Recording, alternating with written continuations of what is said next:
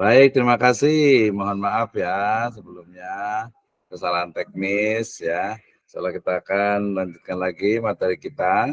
Saya ulang lagi. Ini masih direkam ya, tapi biar lagi mantap saya buat ini lagi. Kayaknya saya matikan dulu ini dulu ya. Ininya. Oke, sudah kelihatan ya. Saya akan mulakan lagi, saya ulang lagi. Bismillahirrahmanirrahim. Assalamualaikum warahmatullahi wabarakatuh. Alhamdulillahirrabbilalamin. Wassalatu wassalamu ala asrafil anbiya wal mursalin. Habibana wa nabiyyana wa sayyidana Muhammadin sallallahu alaihi wasallam wa ala alihi wa ashabihi wa man tabi'ahum bi ihsanin ila yaumiddin wa ba'd. Qala Allah Ta'ala fi kitabihil karim. A'udzubillahi minasyaitonir rajim. Bismillahirrahmanirrahim. Wa ma khalaqtul jinna wal insa illa liya'budun. Wa qala Rasulullah sallallahu alaihi wasallam talabul ilmi faridatun ala kulli muslim. Amma ba'd fa inna asdaqal hadithi kitabullah wa khairal huda huda Nabi sallallahu alaihi wasallam. Alhamdulillah, syukur Allah Subhanahu wa taala yang telah memberikan kepada kita kenikmatan iman, Islam dan juga ihsan. Salawat dan salam sama-sama kita panjatkan kepada junjungan alam Habibana wa nabiyyana wa sayyidana Muhammadin sallallahu alaihi wasallam, kepada seluruh ahlul baitnya, para sahabatnya, serta orang-orang yang senantiasa mengikuti jejak sunnahnya hingga akhir zaman.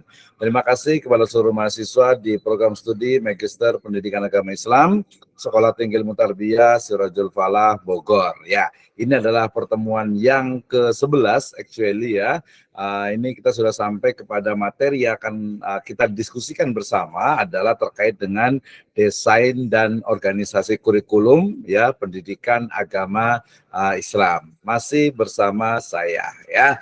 Baik, kita lanjutkan. Terima kasih Ibu dan Bapak sekalian, teman-teman semuanya ya. Tidak terasa ya kita sudah masuki pertemuan yang ke-11 gitu ya, sehingga masih ada 2 pertemuan lagi ya, 3 dengan sekarang, sehingga saya harapkan kita bisa memanfaatkan waktu sebaik mungkin ya, terutama mungkin kemarin ada yang masih kesulitan dalam melaksanakan challenge kita yaitu di UTS middle test gitu ya. Kemudian insya Allah kita akan melaksanakan juga UAS ya, ujian akhir semester, sehingga nanti ya diharapkan apa yang kita pelajari dalam satu semester ini memang menghasilkan ya, ada sesuatu, ada asar, ada peninggalan. Nah, ini nanti sudah kita rancang dalam bentuk bunga rampai, buku bunga rampai dan juga book chapter. Nanti kalau ada yang kesulitan atau ada yang masih bingung, masih pusing, boleh tanya ya. Nanti saya akan atur. Jadi untuk hari ini saya akan berikan desain materi tentang desain dan organisasi kurikulum PAI. Kemudian nanti berikutnya adalah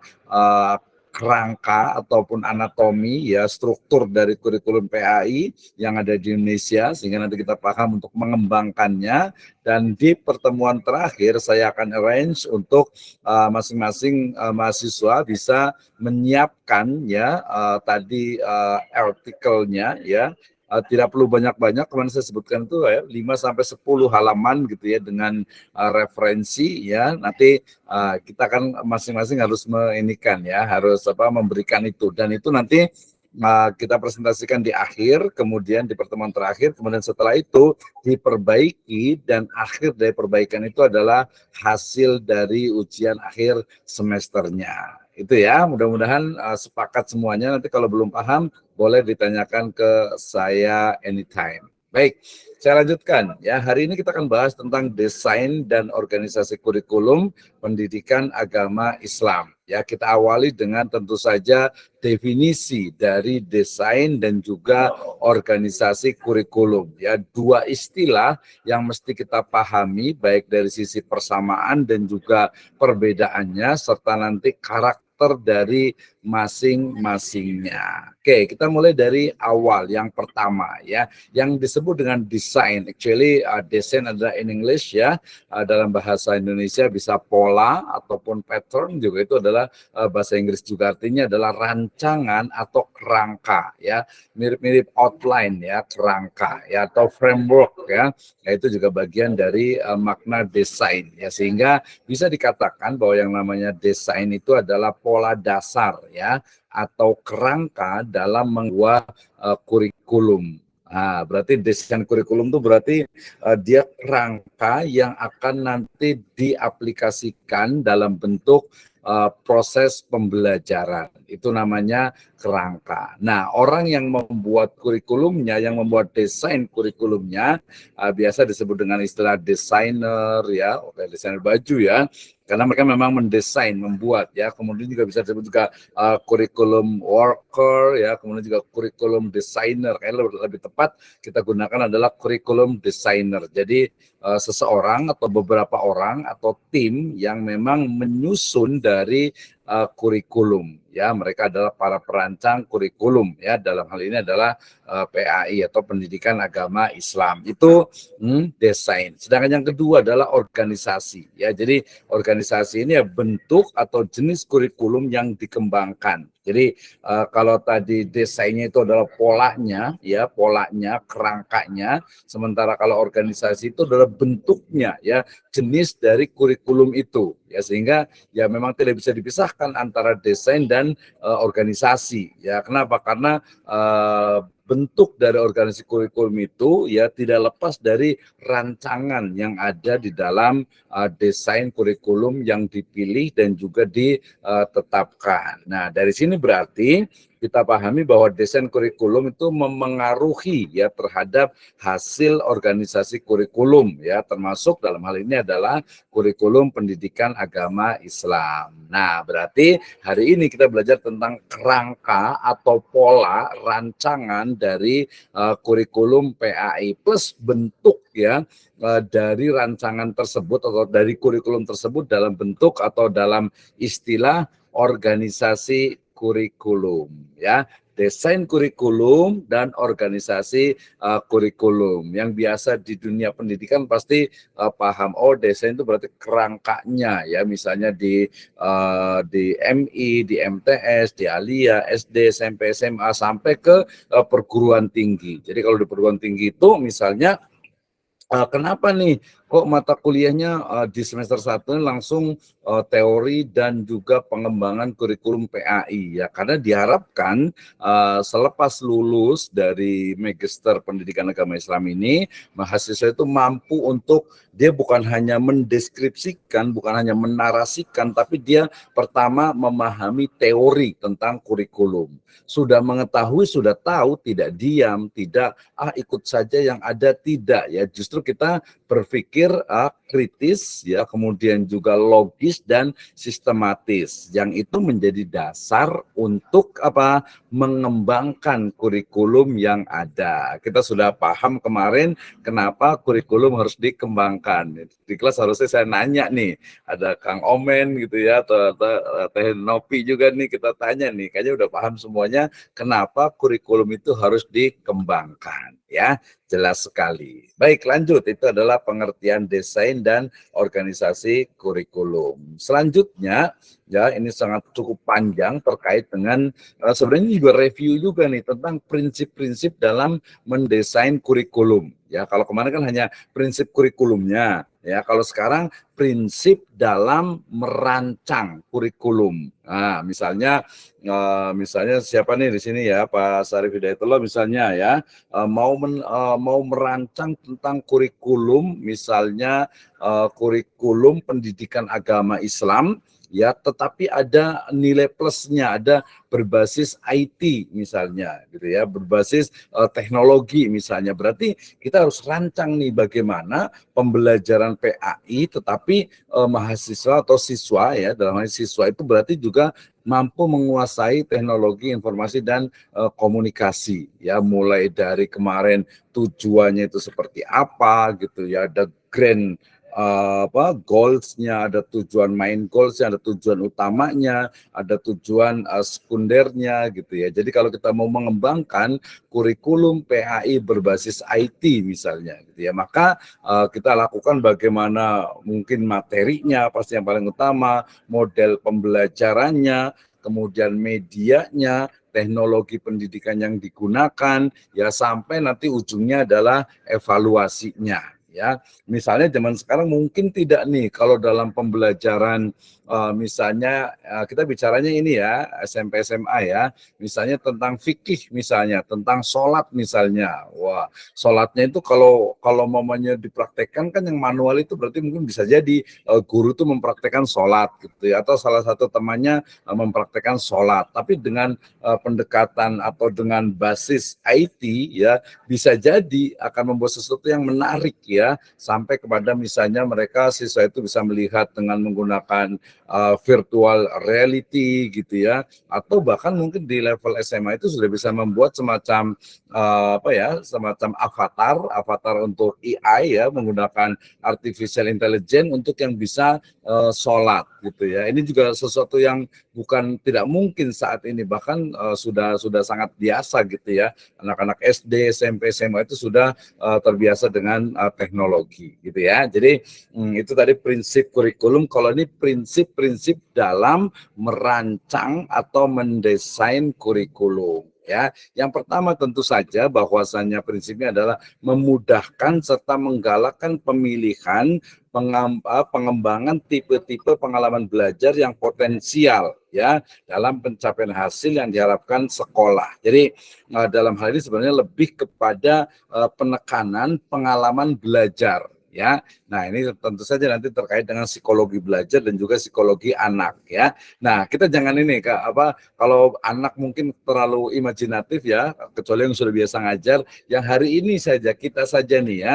Jadi kadang kalau belajar online ini kadang imajinasi kita itu kurang gitu, sehingga ya mungkin mendengarkan sambil bekerja, sambil masak ya, atau melakukan aktivitas lainnya gitu. Jadi pengalaman belajarnya itu kurang, belum lagi nanti kalau ada misalnya challenge untuk presentasi, untuk mungkin membuat artikel dan lain sebagainya, itu semuanya sebenarnya adalah adalah satu model desain yang memang dilatih atau yang diterapkan untuk memberikan learning experience untuk student ya, untuk siswa dan juga mahasiswa. Jadi kalau kita kuliah itu cuma mendengarkan saja gitu ya, yang nggak ada hasilnya, teori kan kita tahu kemarin tuh 24 jam itu sudah lupa lagi gitu ya. Nah, sehingga yang paling penting penekanan yang pertama itu adalah bagaimana pengalaman belajar dari siswa atau mahasiswa ya. Misalnya kita mau buat sebuah pembelajaran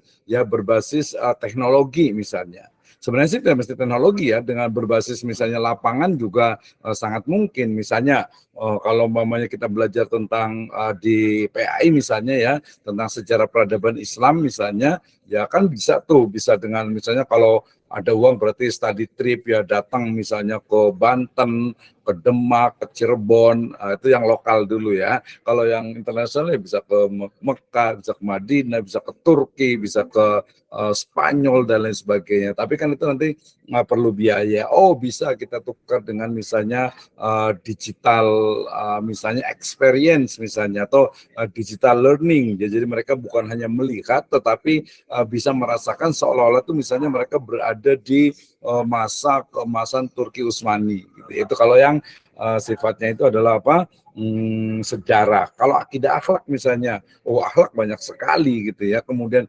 akidah juga cukup banyak. Jadi bagaimana pengalaman belajar dari anak itu mempengaruhi. Termasuk di sini adalah tadi kalau bicaranya PAI itu ada psikologi anak. Tadi saya kasih contoh adalah psikologi yang sudah dewasa, psikologi orang dewasa belajar. Misalnya kita di magister ini ya, di pasca sarjana ini, di S2 ini, berarti masing-masing sudah menyiapkan diri untuk belajar, sehingga ya banyak gitu ya yang semangat banget nih pagi-pagi.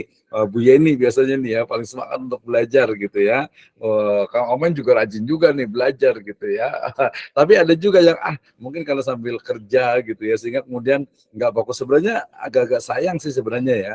Kalau menurut saya mending kita bisa time management, bisa mengatur waktu sehingga ketika belajar ya memang pekerjaan sebelumnya bisa diselesaikan. Atau mungkin di sini juga ada rekamannya, ini saya coba juga untuk agar nanti bisa mengulang kembali. Baik, itu yang pertama. Jadi bagaimana dalam mendesain kurikulum yaitu ditekankan kepada pengalaman belajar peserta didik, siswa ataupun mahasiswa. Nah, yang kedua yaitu memungkinkan guru mengembangkan ya kerjasama dengan peserta didik dengan saling pengertian satu dengan yang lainnya, ya, dengan maksud agar ya guru itu dapat memahami kebutuhan dan juga minat, need and interest, ya. Jadi interestnya itu seperti apa, keperluannya itu seperti apa. Nah, ini berarti nanti masuk ke dalam sebenarnya bagaimana model pembelajaran, ya.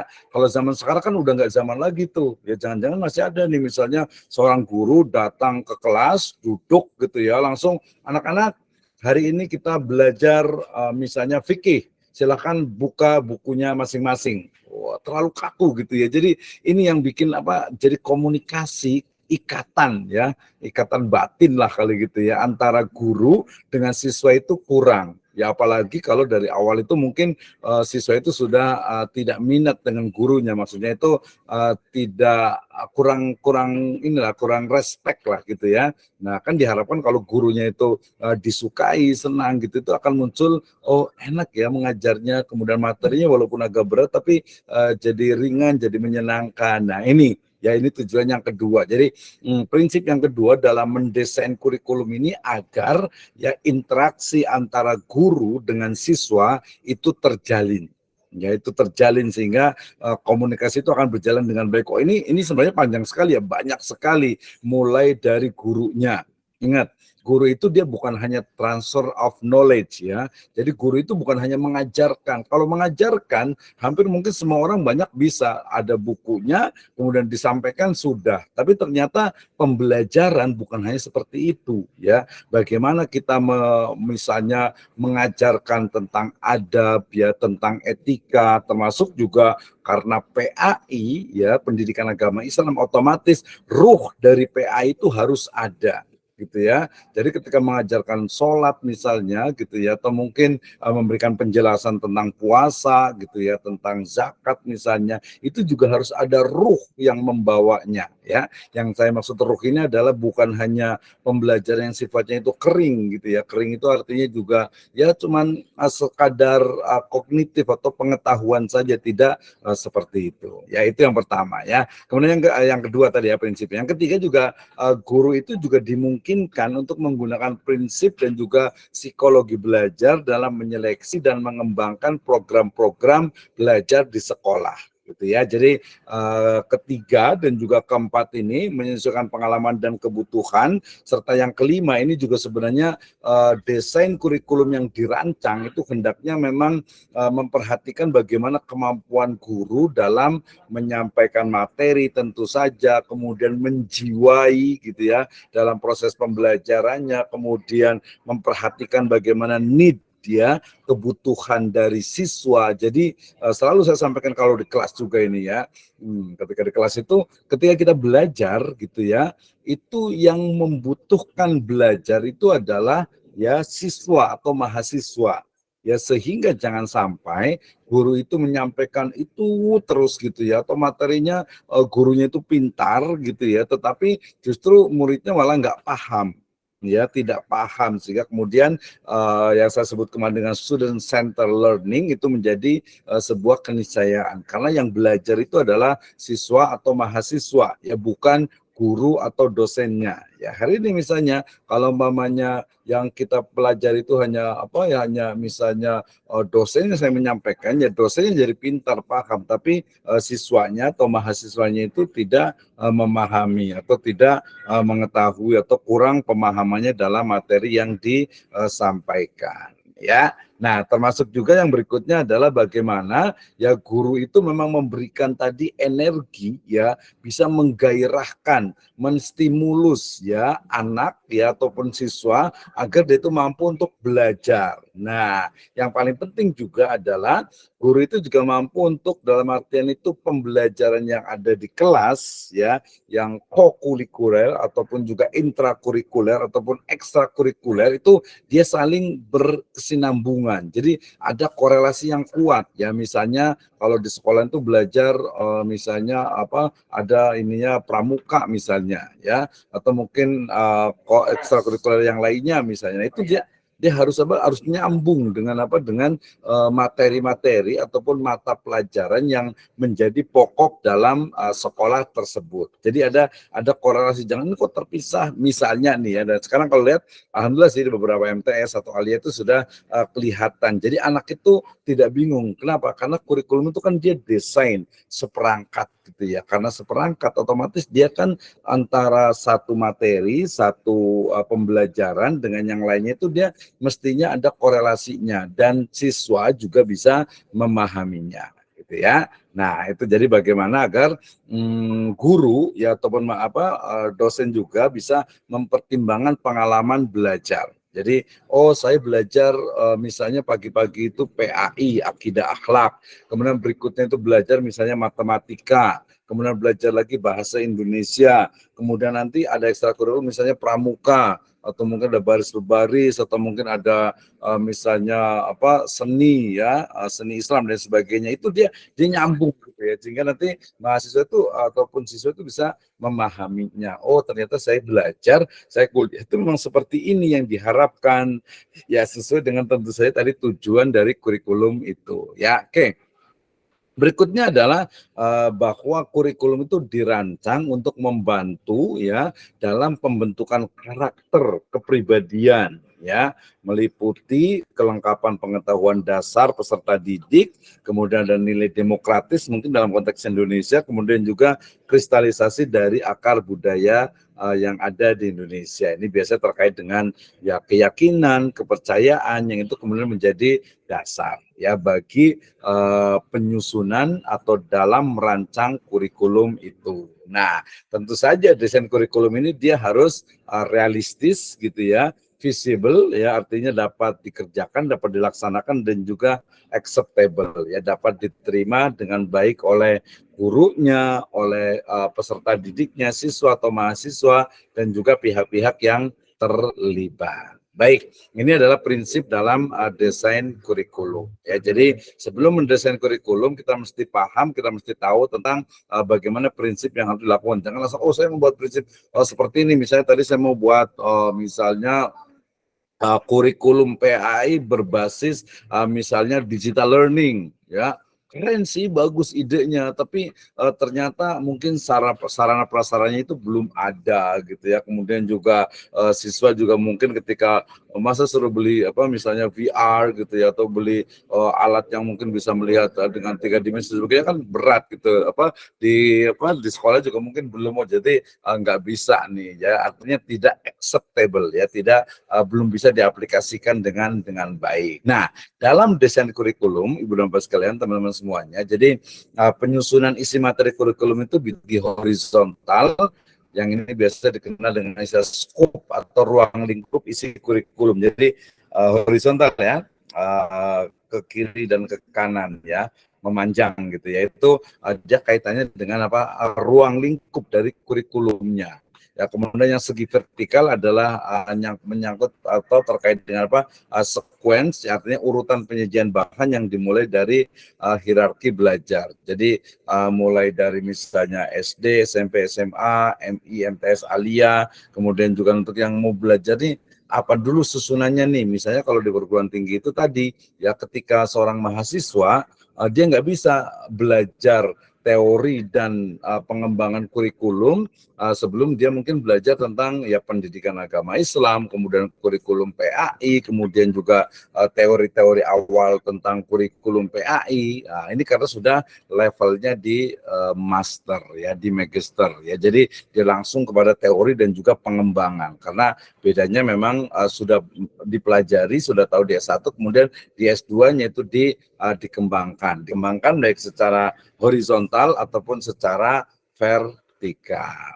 Nah, kita akan belajar bersama. Saya ambil dari bukunya Pak Nana Saudi Sukmadinata ya, tentang ada 3 desain kurikulum. Ya, kalau di Pak Nana ini dia ada 3, yang keempatnya itu ada di bagian atau di buku yang lainnya. Jadi yang pertama kita akan belajar tentang subject center design. Ya, yang kedua adalah learner center design dan problem center design. Nanti yang terakhir, yang keempat ada tambahannya itu adalah social function design. Ya, ada SCD, ada LCD, ada PCD dan SVD. Ya, ini 3 desain dalam kurikulum yang akan kita pelajari bersama. Nanti kalau ada yang bertanya boleh ditanyakan ya. Oke, saya jelaskan dulu. Yang pertama, ya tadi yang disebut dengan subject center design.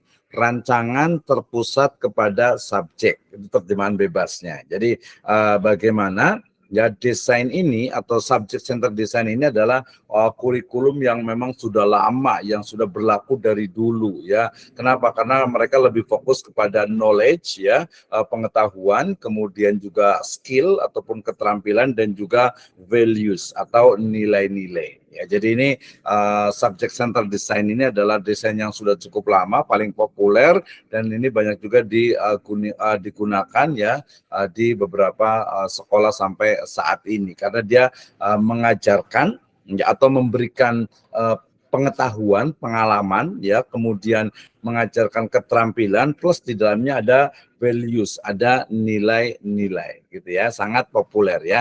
Nah, kerangka kurikulum berpusat ini ya biasanya terkait dengan isi ataupun konten materi yang diberikan kepada peserta didik ya. Nah, sehingga kemudian mau belajar apa, mau belajar akidah akhlak, mau belajar fikih, mau belajar misalnya sirah, mau belajar sejarah peradaban, gitu, mau belajar misalnya ulumul Quran gitu ya. Nah, dia kalau namanya subject center design ini dia akan fokus ya kepada hasil dari rancangannya itu adalah mata pelajaran atau subjek ya, yang dia itu biasanya sudah terpisah-pisah. Nah ini teman-teman semuanya, jadi kalau kita belajar di dalam Islam sebenarnya gitu ya, kenapa sekarang ada mata kuliah akidah dengan akhlak gitu ya, kenapa disatukan, kenapa Al-Quran dengan hadis gitu ya, kenapa kemudian sejarah peradaban itu tersendiri misalnya, kemudian juga fikih juga tersendiri. Nah itu adalah bagian dari desain kurikulum yang sudah ada. Nah, apakah kita akan menerima begitu saja? Ya silakan saja, mungkin kalau kebijakan di sekolahnya masih seperti itu ya. Tapi kalau kita mau kritis bisa saja kemudian dipisahkan ya. Beberapa pesantren juga biasanya sudah memisahkan misalnya akidah dengan akhlak. Beda gitu ya, ini akidah, ini akhlak, berbeda gitu, sehingga nggak bisa kalau diajarkan hanya satu gitu ya. Nah kita tahu juga kan bahwa yang namanya PAI, Pendidikan Agama Islam, adalah kurikulum agama yang diajarkan di mana? Ya kita sebut saja MI MTS Aliyah gitu ya, atau MTS Aliyah. Nah sehingga kemudian ketika maksud saya itu di SMP dengan SMA. Nah kalau di MTS dengan Aliyah dengan di MI itu biasanya adalah sudah tadi dipecah-pecah tadi apa akidah akhlak, kemudian Quran hadis dan sebagainya. Tapi ternyata ada juga tadi di level yang berikutnya itu misalnya di pesantren ya, atau mungkin madrasah yang sangat kental dengan keagamaannya, akidah dengan akhlak itu dipisah gitu ya. Ya beda, ini masalah akidah gitu ya, nggak pernah selesai tuh dari awal, dari mulai SD sampai SMA, dari mulai MI sampai Aliyah. Ini kita bicara tentang kurikulum ya. Nah akhlak juga sama ya, jadi akhlak itu diajarkan dari MI sampai Aliyah, dari SD sampai SMA, bahkan nanti sampai perguruan tinggi itu tidak habis gitu. Sehingga kalau mamanya ini dipadatkan Al-Quran hadis ya, akidah akhlak gitu ya, maka itu berarti karena memang waktunya terbatas, sehingga kemudian disatukan. Jadi kalau kita mau kritik ya bisa saja ya, ini harusnya dirubah gitu. Al-Quran hadis ya, dua hal yang walaupun ada keterkaitan kuat tapi bisa dipisahkan. Ini kita belajar tentang ulumul Quran, tentang Al-Quran, ini bicara tentang ulumul hadis saja itu sudah jadi prodi tersendiri. Itu jadi bagaimana itu diajarkan kepada siswa dalam hal ini ya. Nah, berarti dia adalah subject central design ini adalah yang cukup lama dan dia terlihat dari mata pelajaran. Jadi kalau Ibu dan Bapak guru ya, kalau yang udah menjadi guru ini tahu ya, kalau sekarang sistemnya itu adalah integrasi, atau sistemnya itu adalah bagaimana pembelajaran itu tematik misalnya. Jadi mungkin kalau yang nggak biasa itu agak bingung, tapi kita tahu sekarang ya, ternyata kenapa dulunya itu adalah mata pelajaran, kemudian sekarang itu dibuat tematik gitu ya, karena memang desain kurikulumnya itu dia berbeda ya. Ya, sehingga kemudian kalau SCD ini dia tadi fokus kepada bagaimana mengajarkan pengetahuan kepada siswa, mengajarkan skill, kemampuan, ya, kemudian juga values, ya, sebagai sebuah proses legacy, ya, dari guru ke siswa. Nah, kurikulum ini memang tadi saya katakan itu menitik beratkan kepada subject matter, ya, artinya bahan pelajaran, ya, bahan pelajaran, sehingga kita juga mengenal nama organisasi kurikulumnya itu adalah subjek akademik, ya. Jadi akademik atau akademi yang dia fokus kepada mata pelajaran atau subjek in English, ya. Oke, ini yang pertama, subject center design. The second, yang kedua adalah learner center design, ya. Jadi bagaimana desain kurikulum yang ini didasarkan kepada tadi yang awal, ya, subject center design ini dianggap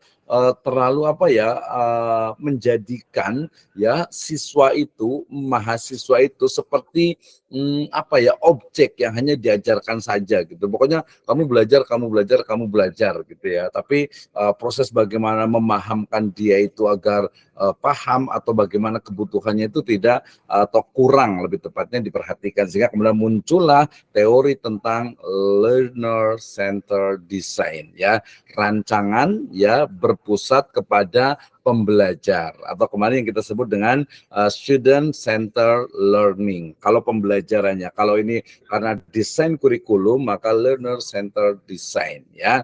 Jadi lebih kepada reaksi ataupun pengembangan terhadap kurikulum sebelumnya, itu subject center design. Nah, kurikulum ini dia berbeda dengan yang di awal tadi, yang subject center itu, karena bertitik tolak, ya, pada keinginan untuk melestarikan pengetahuan dan budaya masa lalu, ya, kalau tadi yang subject center. Sementara kalau learner center design, rancangan kurikulum yang berpusat kepada peserta didik, ya. Mudah-mudahan nanti tidak tertukar antara student center learning dengan learner center design, ya.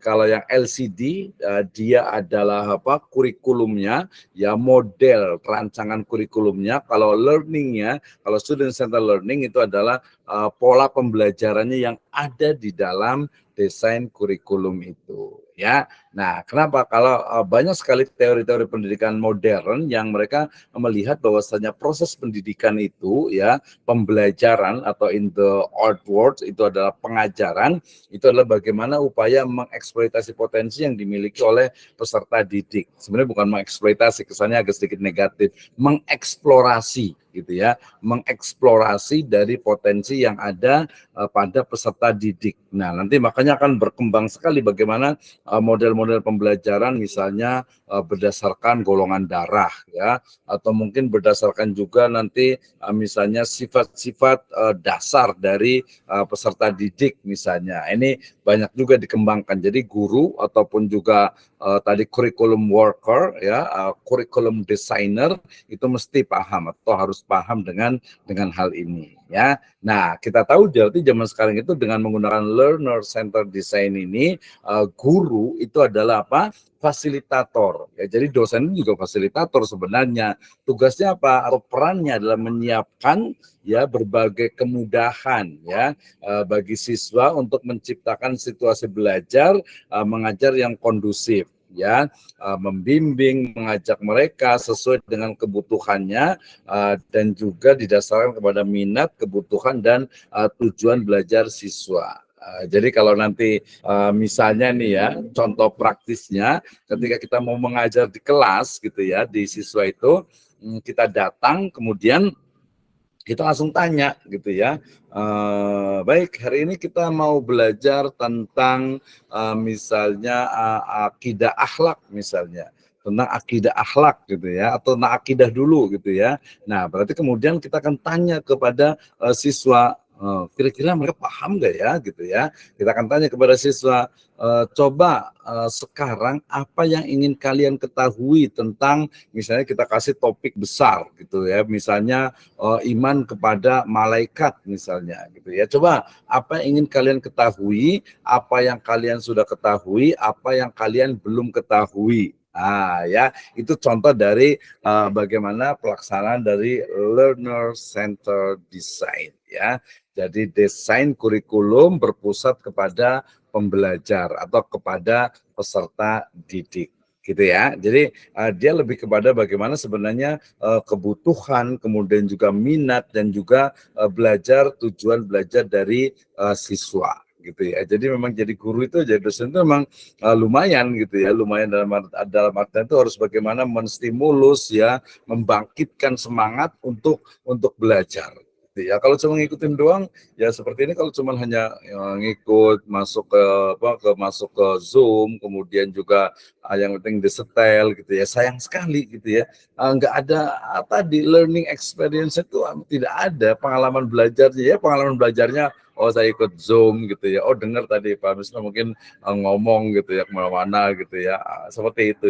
Jadi kurang. Makanya sekali lagi saya juga sampaikan bahwa tugas ataupun challenge itu sejatinya adalah bagian dari desain kurikulum, bagian dari kurikulum yang bertujuan agar memberikan ya pengalaman belajar kepada peserta didik, kepada siswa ataupun mahasiswa gitu ya. Nah, dari Saudi ini juga menyebutkan bahwa dua ciri utama yang membedakan kurikulum antara subject center dengan learner center itu adalah bahwa kalau LCD yang learning center itu kurikulum berpusat pada siswa bukan pada konten atau isi materi ya. Sementara LCD itu juga dia sifatnya adalah not pre-planned ya. Kurikulum tidak diorganisasikan sebelumnya tetapi dikembangkan bersama guru dan siswa. Nah, ini kalau menurut saya itu cabarannya ataupun tantangan ya. Tantangan dalam artian itu sesuatu yang challenging untuk guru ya. Ini beda ya, mudah-mudahan nanti bisa paham. Jadi kalau yang yang pertama tadi yang subjek ya, subjek itu dia fokus kepada materi, fokus kepada mata pelajaran atau mata kuliah. Sementara kalau learner dia lebih kepada apa sih yang dibutuhkan sebenarnya oleh siswa. Jadi apa ya, cara berpikirnya itu dia berbeda gitu ya. Yang desainnya itu memang berbeda gitu ya. Ini yang kedua. Oke, yang berikutnya ini juga pengembangan juga yang disebut dengan problem center design.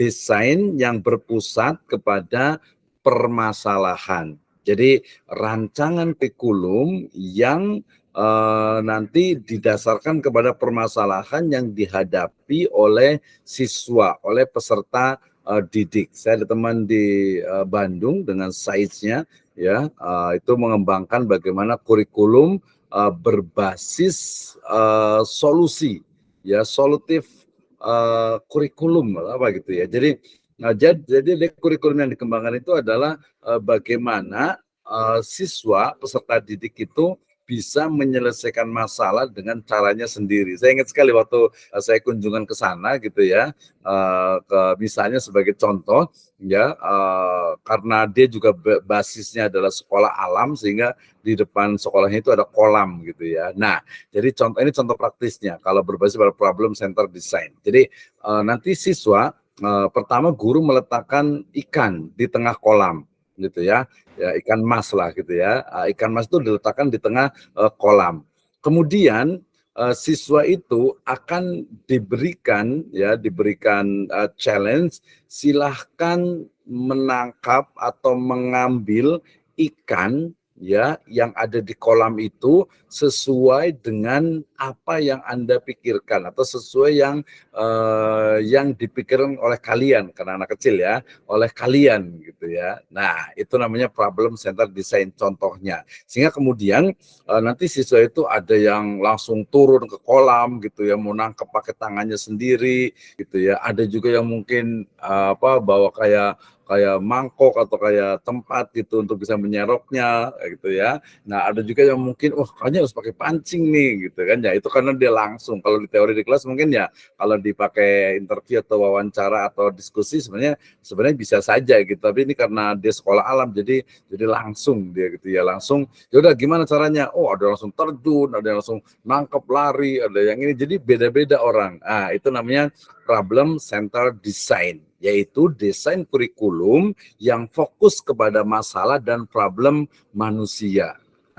Gitu ya. Ini pengembangannya gitu ya. Nah, harusnya ini juga sama nih di level S2 juga harusnya udah ke sini nih arahnya gitu ya. Jadi misalnya MBKM misalnya gitu ya. Oh, level S3 tuh ketika bicara tentang MBKM misalnya, kemudian gimana nih setuju atau tidak setuju? Ya, kalau setuju oleh dosen kita paksa untuk tidak setuju gitu ya, karena untuk mencari mengkritik ya, mengkritisi dari sesuatu yang ada gitu ya. Nah, itu masalahnya apa? Oh, ternyata ini problem center design ini gitu ya. Jadi berbasis kepada penyelesaian masalah, solution tadi itu ya. Oke, kemudian kenapa ini dilakukan? Karena desain ini ya, rancangan problem center ini dia didasarkan kepada filsafat yang mengutamakan peran manusia ya, man center. Nah, ini menurut saya juga penting juga ya, misalnya di tengah sekarang itu banyak negara itu berlomba-lomba membuat misalnya tadi membuat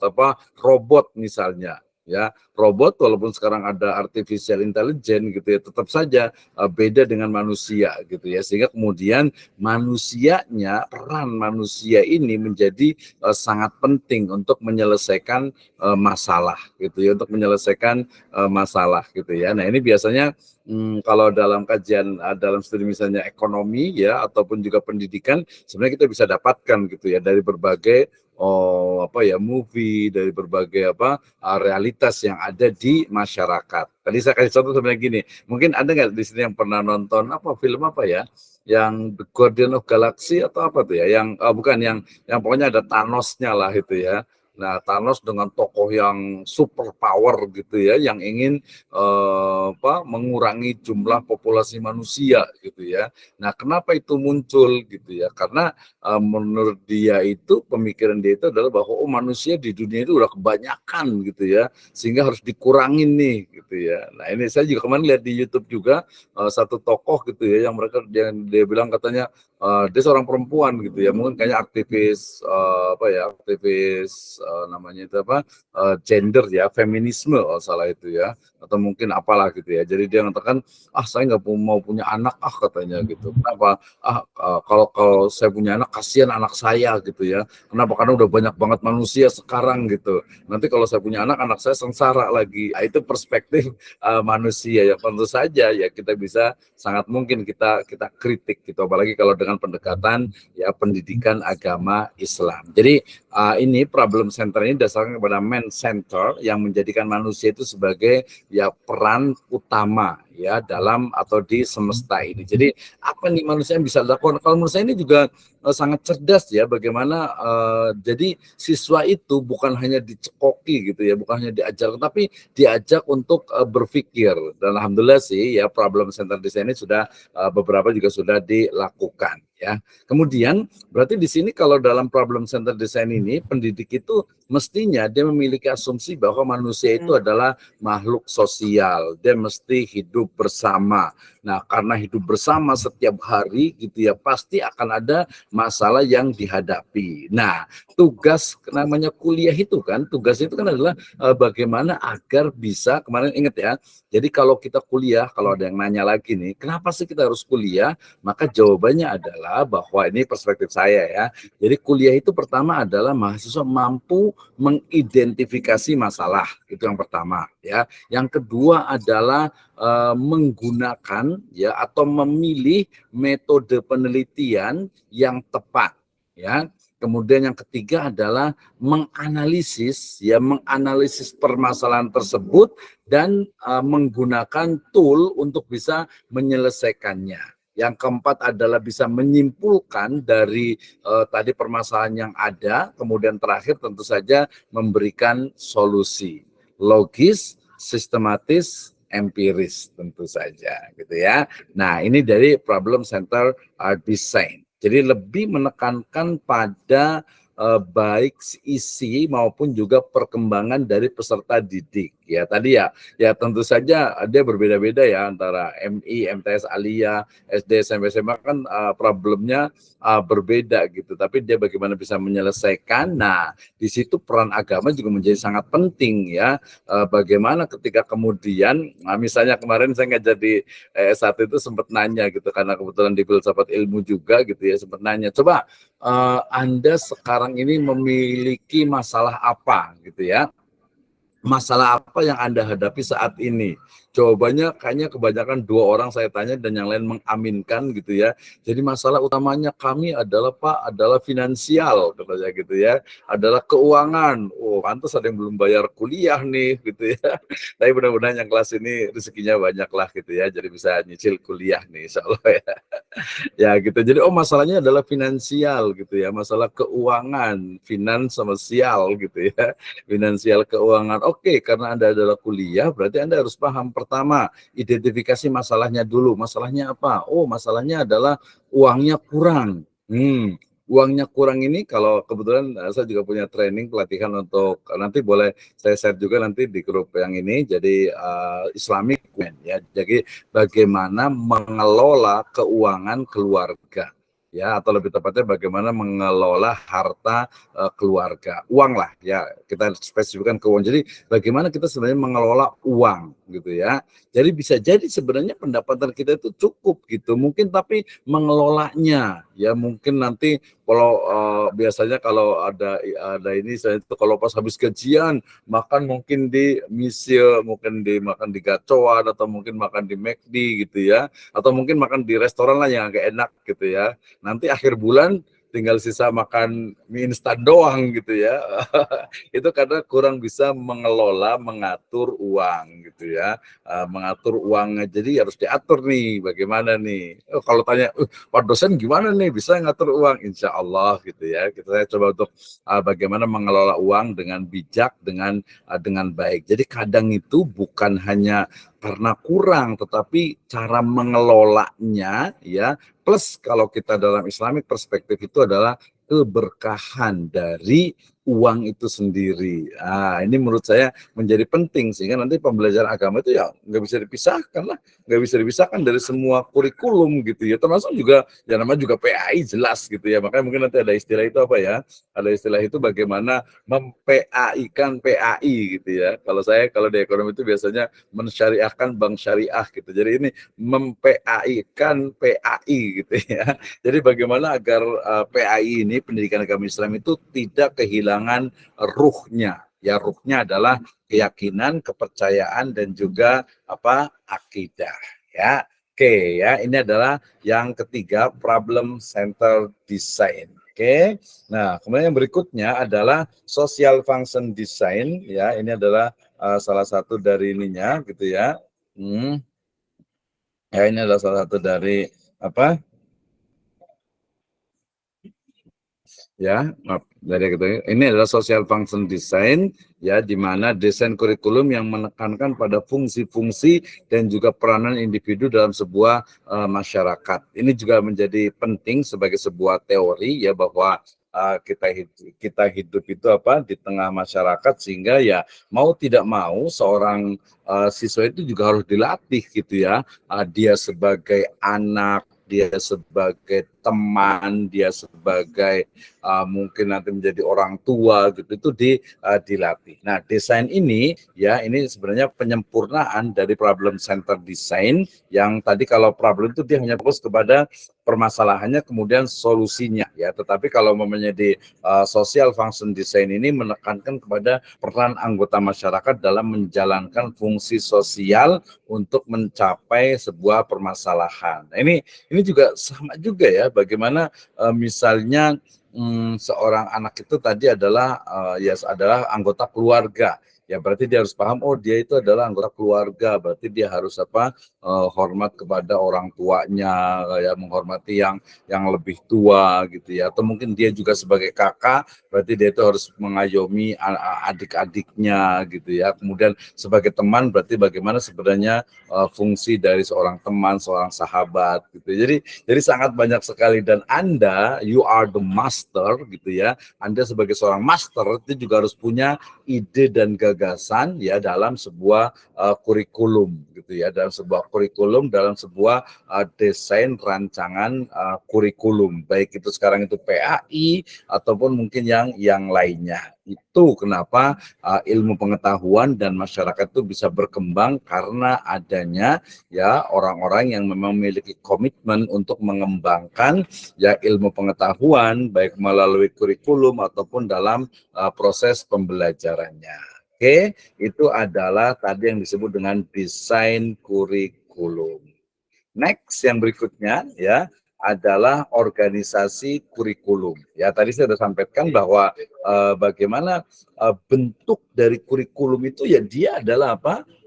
Ini waktunya masih ada kan ya? Kita sampai setengah 11 kan ya? Dikit lagi ditanggung nih. Saya agak percepat nih ya. Tadi kalau saya sebutkan bahwa kurikulum organisasi kurikulum adalah bentuk dari bagian desain kurikulum. Nah, sehingga kemudian di sini saya membagi ada 4. The first, correlated subject curriculum, kemudian correlated curriculum, kemudian broad field curriculum, dan integrated curriculum.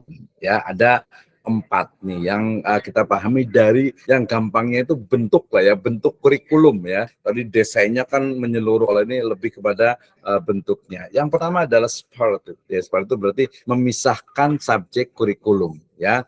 Jadi mata pelajaran itu dipisah-pisahkan ya sesuai dengan apa? Sesuai dengan ya bidang rumpun ilmunya. Makanya dulu itu ada IPA, ada IPS, ada IPS nanti bakal lagi ada sosiologi, ada antropologi, ada ekonomi, nanti ada akuntansi dan sebagainya gitu. Jadi dia basisnya adalah subjek ya atau kurikulum, subjek atau mata kuliah dalam kurikulum itu ya, sehingga kemudian setiap mata pelajaran karena yang di sekolahan ya biasanya pengetahuan yang telah disusun tentu saja sifatnya itu adalah apa, logis, sistematis ya, sistematis, kemudian juga dia deep, mendalam ya, dan kemudian nanti akan disampaikan kepada peserta didik. Jadi sistem ini dia lebih kepada apa ya, lebih kepada tadi penekanan, titik tekannya adalah kepada subjek ya, kepada mata pelajaran. Ini berarti nyambung ke tadi yang pertama ya, yang subjek gitu ya, yang subjek kurikulum itu ya, karena ini memang sudah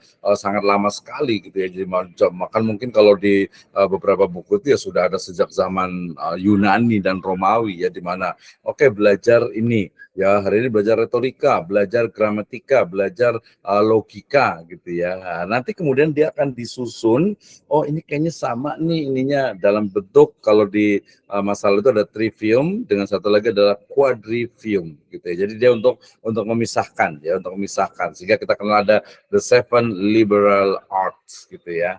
Jadi ada apa ya, 7 seni pembebasan gitu ya, 7 seni pembebasan, sehingga nanti ada aritmatika, kemudian geometri, kemudian astronomi, musik juga ya, itu dia adalah satu rumpun keilmuan. Tadi social science misalnya gitu ya, ilmu-ilmu sosial ya, masuk ke ekonomi, masuk ke antropologi, masuk ke sosiologi gitu, itu adalah sosial humaniora gitu ya. Walaupun nanti ada sosial science dengan humaniora sedikit berbeda, nanti juga ada yang eksak. Nah, itu dia pemisahan secara ketat itu, dan itu yang terjadi atau itu yang kita rasakan sejak awal di pembelajaran, khususnya di tahun-tahun 90 ke bawah gitu ya.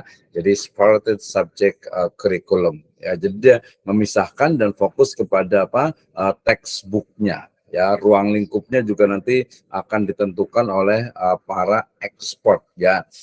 Cukup bagus sebenarnya, cuman kritiknya itu adalah terkadang siswa itu tidak bisa mengkorelasikan antara satu subjek, antara satu mata pelajaran dengan mata pelajaran yang lainnya. Apalagi nanti kalau kita dengan pendekatannya Islamic worldview ya, di mana ketika Anda belajar biologi, ketika Anda belajar ekonomi, ketika Anda belajar pendidikan, ketika Anda belajar tentang misalnya fisika gitu ya, maka sejatinya Anda juga belajar tentang bagaimana ayat dari kauniyah Allah Subhanahu wa Ta'ala. Nanti itu masuk ke dalam yang disebut dengan Islamisasi sains. Ya, itu juga sebuah fase dari perkembangan ilmu pengetahuan. gitu ya. Jadi tadi lebih kepada subject center bukan kepada student center. Ini yang pertama. Nah, keunggulannya apa? Ya, pertama bisa dilihat dari sisi bahan pelajarannya itu memang dia logis, sistematis dan juga berkesinambungan ya, continuity di situ ada. Kemudian juga organisasi kurikulum ini dia simple ya, kemudian juga mudah direncanakan, mudah dilaksanakan dan ya gampang istilahnya itu untuk dinamis ya, dia bisa ada perubahan gitu ya. Nah, kemudian dia juga bisa dilihat dari satu aspek saja sayangnya gitu ya, dia lebih kepada kognitif saja ya. Kalau untuk guru ya guru-guru masa lalu ya, guru-guru masa lalu ya gampang gitu ya. Oke, anak-anak sekalian, hari ini kita masuk, hari ini kita belajar tentang misalnya hari ini kita belajar tentang akidah akhlak misalnya. Nah, silakan buka halaman sekian.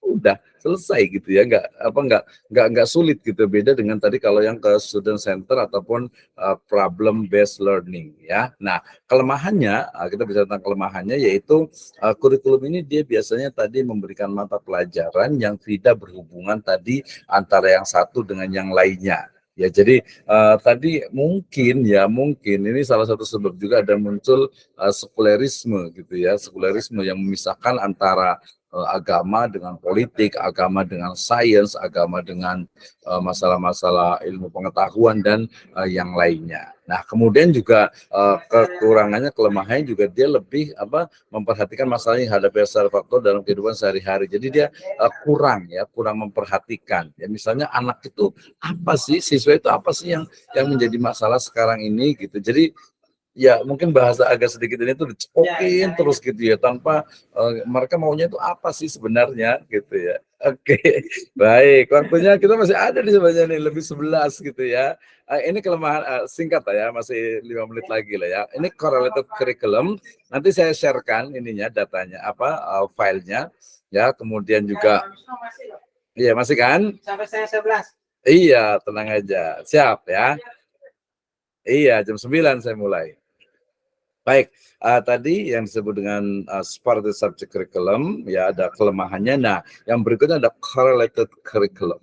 Ya, jadi kurikulum yang menekankan perlunya tadi. Kalau yang Sparta kan dia terpisah tuh. Jadi kalau belajar misalnya matematika, ya soalnya itu nggak ada hubungannya dengan misalnya dengan IPS gitu misalnya. Ya apalagi dengan ekonomi gitu. Walaupun nanti ketika tahap berikutnya dia akan tahu, oh saya belajar misalnya matematika itu karena memang bisa belajar untuk statistik, saya bisa belajar juga untuk ekonomi, saya belajar juga untuk penelitian di dunia pendidikan misalnya. Oh itu dia baru nyambung karena memang dia untuk memisahkannya gitu ya, mengasingkannya bahasanya itu dia perlu waktu sehingga kemudian nanti di tahapan berikutnya. Lagi-lagi ini adalah sebuah teori ya, dan kuluna rodun mardudun illa sahibu hadal qabr. Ya, setiap teori itu bisa diterima, bisa ditolak gitu ya. Justru semakin banyak teori menolak, menerima, membantah, mengkritisi, itu akan semakin berkembang. Itulah manfaat dari metode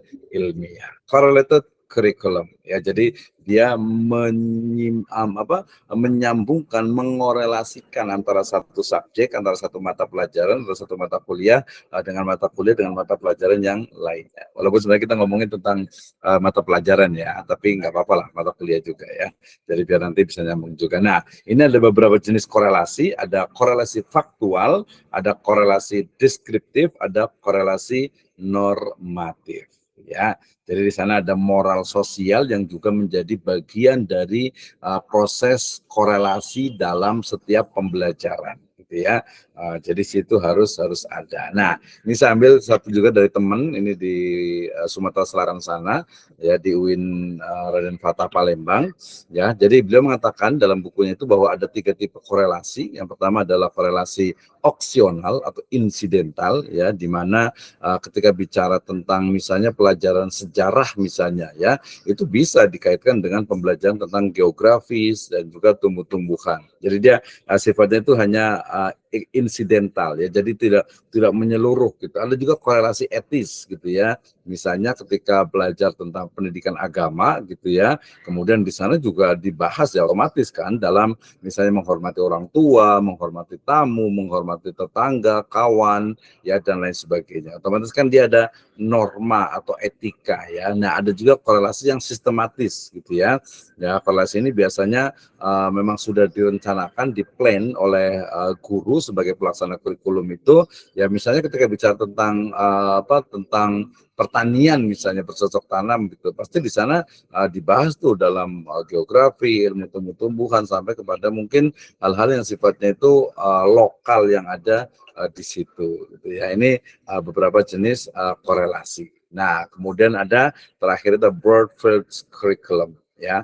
Jadi kurikulum yang dia itu menghilangkan batas-batas yang menyatukan mata pelajaran yang berhubungan erat ataupun sejenis gitu ya. Jadi dia coba untuk menyusun gitu ya, mengklaster lah bahasa kerang itu ya, mengklaster berbagai mata pelajaran ya yang kemudian menjadi bagian dari satu rumpun ilmu besar gitu ya. Misalnya kalau bicara tentang language misalnya bahasa gitu ya, ilmu pengetahuan sosial, social studies, kemudian maths ya, science, kemudian health and sport ya, kemudian juga arts gitu ya. Dia dikumpulkan ya dalam rumpun ilmu tertentu. Ini biasa nanti salah satu dari implementasinya adalah dalam bentuk apa? Yaitu pembelajaran maudhu'i ya atau pembelajaran tematik ya. Sekarang ini udah banyak nih ya model pembelajaran tematik ya. Ini tentu saja menjadi sebuah juga pemikiran yang memudahkan karena apa sih sebenarnya kalau mau belajar itu tujuannya itu apa? Kembali ke prinsip pertama, prinsip awal dari dalam mendesain, dalam merancang kurikulum ya. Jadi kalau umpamanya yang terakhir broad field curriculum ini adalah kombinasi mata pelajaran ya yang dia itu biasanya ketika dikombinasikan dengan satu topik utama, ya saya pernah buat sudah penelitian di Singapura dengan live-nya, jadi model mungkin kayak PAI-nya lah Singapura itu ya, jadi dia juga menggunakan model ini ya, menggunakan model tematik, jadi ketika ditanya mata pelajarannya apa, nggak ada gitu ya, jadi bukan mata pelajaran tapi dia temanya hari ini, kemudian nanti dengan pendekatan sejarah misalnya ya, saya kemarin kebetulan membantu juga bikin disertasi dengan tesisnya itu tentang kurikulum PAI di Singapura itu. Jadi misalnya hari ini kita akan bicara atau akan belajar tentang Ali bin Abi Thalib, tentang khalifah yang keempat ya, khalifah yang keempat yaitu khalifah Ali bin Abi Thalib gitu ya. Maka perspektif sejarahnya pembelajarannya seperti ini. Kemudian nanti dari sisi fikihnya bagaimana fikih dari Ali bin Abi Thalib, kemudian bagaimana akidahnya ya, kemudian juga bagaimana akhlaknya, semuanya merujuk kepada satu topik utama gitu ya. Saya sempat upload juga di YouTube saya itu ya, terkait dengan kurikulum di Singapura itu di madrasah yang ada di sana. Itu juga menjadi sebuah pilihan. Jadi beda ya kalau namanya di Indonesia misalnya di MI misalnya, oh mata pelajaran ini gitu. Oh di tempat lain misalnya di SDIT atau mungkin di sekolah alam dan sebagainya itu dia nggak mata pelajaran nggak seperti itu, tapi dia dalam bentuk apa sifatnya itu adalah tematik. Itu juga menjadi sebuah pilihan ya, menjadi sebuah pilihan. Ini misalnya nih, oh rumpun ilmu dari IPA misalnya adalah ilmu kimia, ilmu alam, fisika, termasuk ilmu kesehatan. IPS itu ada ilmu bumi, sejarah, ekonomi, hukum, antropologi dan yang lainnya. Bahasa, oh ada membaca, mengarang, menyimak, kesusastraan, tata bahasa dan yang lainnya. Matematika ada berhitung, aljabar, ilmu ukur, ilmu ruang, bidang, sudut, statistik, ya kesenian ada seni tari, seni ukir, seni drama, seni lukis, seni suara, dan yang lainnya. Kalau dalam pendidikan agama Islam berarti ada ilmu tauhid, akidah, akhlak, Quran, hadis, sejarah, bahasa Arab, ya tafsir dan yang lainnya. Nah itu dia ada pengelompokan untuk memudahkan. Dan yang terakhir adalah integrated curriculum ya, bagaimana kurikulum itu diintegrasikan ya untuk menghilangkan betul-betul batas-batas dari mata pelajaran. Jadi dilebur menjadi satu, menjadi sebuah tema yang terintegrasi Ya, ini biasanya bentuknya itu ya metode berpikir ilmiahnya itu biasanya itu lebih merumuskan tentang permasalahan yang menarik, kemudian nanti menyusun alternatif pemecahan, data-data berkaitan alternatif pemecahan, kemudian mengolah data sampai kepada mengambil keputusan. Nah, ya, jadi ini banyak sekali tentang kurikulum ini. Nanti bisa disebut dengan the child center curriculum, the social function curriculum, dan juga the experience kurikulum. Masing-masing memiliki karakter yang berbeda-beda dan menjadi sebuah ya satu pembelajaran buat kita lah untuk memastikan bahwa mana nih mau separated subject curriculum gitu ya, atau mungkin correlated curriculum gitu ya, atau mungkin broad field or all in one system ya, ataupun juga thematic curriculum ya, atau kurikulum yang sifatnya tematik dan terpadu. Wah, gitu ya. Jadi habis libur kita langsung buat temanya ini agak-agak cukup banyak sekali dan waktu kita masih ada waktu kita untuk diskusi. Saya berikan kesempatan untuk yang mau bertanya terkait dengan kurikulum ataupun terkait dengan desain prinsip-prinsip kurikulum. Nanti kalau ada, misalnya nanti akan saya kirimkan untuk materinya, silahkan hubungi saya, ketuanya itu siapa, nanti atau kalau nanti saya akan kirim juga langsung lah di grup. Nah, silakan sambil menunggu karena tadi belum saya absen gitu ya. Nanti saya absen dulu, tapi saya mau stop recordnya dulu ya agar nanti off the record gitu ya, off the record. Walaupun nggak apa juga sih, the record juga nggak apa-apa. Baik, terima kasih.